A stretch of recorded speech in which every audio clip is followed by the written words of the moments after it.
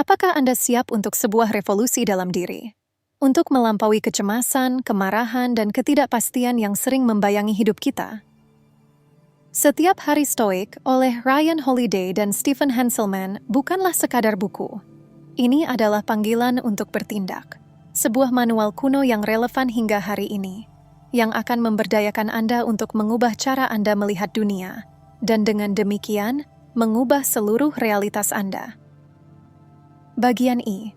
Disiplin dalam persepsi adalah fondasi mutlak dari penguasaan diri. Ini mengajarkan satu kebenaran yang radikal namun membebaskan. Dunia eksternal mungkin di luar kendali Anda, tetapi dunia internal Anda, pikiran, penilaian, dan reaksi Anda adalah kerajaan Anda yang tak terbatas. Disinilah kekuatan sejati Anda bersemayam, menanti untuk dibangkitkan. Mari kita jelajahi bagaimana setiap bulan dalam disiplin ini akan membebaskan jiwa Anda. Pertama, Januari. Kejelasan, clarity. Merebut kendali atas. Apa yang penting? Pernahkah Anda merasa seperti boneka yang ditarik oleh berbagai benang tak terlihat? Kemacetan lalu lintas, cuaca buruk, kritik orang lain? Januari adalah bulan di mana kita belajar memotong benang-benang itu dan merebut kembali kemerdekaan kita. Epictetus, seorang mantan budak yang menjadi guru filsafat berpengaruh, dengan tegas menyatakan, tugas utama dalam hidup hanyalah ini, mengidentifikasi dan memilah masalah agar aku bisa katakan dengan jelas kepada diriku sendiri, manakah masalah-masalah eksternal yang tidak berada di bawah kendaliku, dan manakah yang berkaitan dengan pilihan benar yang memang bisa aku kendalikan. Kemanakah aku bisa mencari kebajikan dan kekejian? Tidak kepada hal-hal eksternal yang tidak terkendali, tetapi di dalam diri ini kepada pilihan-pilihanku sendiri. Inilah kebenaran yang membebaskan. Anda tidak bisa mengendalikan badai, tetapi Anda bisa mengendalikan reaksi Anda terhadap badai itu. Anda tidak bisa memaksa orang menyukai Anda, tetapi Anda bisa mengendalikan bagaimana Anda memandang diri sendiri dan nilai Anda. Setiap detik yang Anda habiskan untuk mengkhawatirkan atau mencoba mengubah hal-hal di luar lingkaran kendali Anda adalah energi vital yang terbuang sia-sia.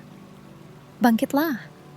Pelajari kekuatan kata tidak untuk segala gangguan tak penting dan segala emosi yang menguras jiwa. Jadikan pendidikan diri sebagai misi utama Anda, bukan untuk pamer, tetapi untuk menemukan ketenangan, ketiadaan rasa takut, dan kedamaian batin. Anda memiliki kekuatan untuk menjernihkan hidup Anda, untuk hanya berfokus pada yang bisa Anda ubah, dan dengan demikian menemukan keberuntungan sejati yang tidak pernah dapat dirampas dari Anda. Ingatlah selalu pelajaran ini. Komunitas pemulihan mempraktikkan sesuatu yang dinamakan doa keteduhan.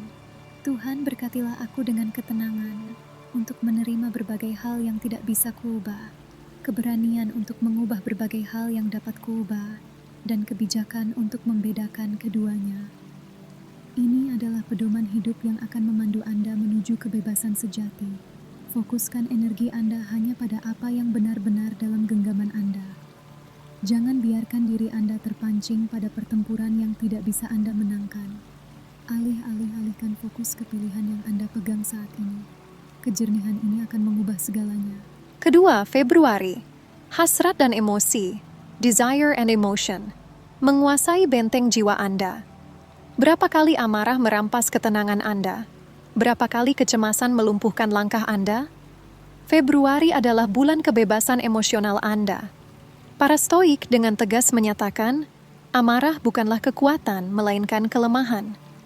Bayangkan atlet yang tenang di bawah tekanan, tak tergoyahkan oleh provokasi. Itulah Anda. Kuasai hasrat Anda, bukan sebaliknya. Kaisar Marcus Aurelius mengingatkan kita, terapkan pikiran ini sewaktu kamu merasakan datangnya amarah mengamuk itu tidak jantan. Sebagai gantinya, kelembutan dan kesantunan lebih manusiawi, dan karena itu lebih jantan. Seorang lelaki sejati tak menyerah pada amarah dan ketidakpuasan, dan orang semacam itu memiliki kekuatan, keberanian, dan ketahanan, tidak seperti si pemarah dan si tukang mengeluh. Makin dekat seseorang pada pikiran yang tenang, makin dekat dia pada kekuatan. Pahami bahwa kecemasan seringkali hanya alarm palsu yang berbunyi karena kita menginginkan hal-hal di luar kendali kita. Epiktetus bertanya, "Ketika kulihat orang yang cemas, aku bertanya pada diri sendiri, apa yang diinginkannya? Karena apabila seseorang tidak menginginkan sesuatu di luar yang dapat dikendalikannya sendiri, mengapa orang itu dilanda kecemasan?" Pertanyaan ini menohok dan membangunkan kita. Belajarlah untuk memberi jeda, untuk berpikir, untuk bertanya. Apakah ini benar-benar membuatku lebih baik? Ketika Anda menaklukkan gejolak batin, Anda menjadi tak terkalahkan.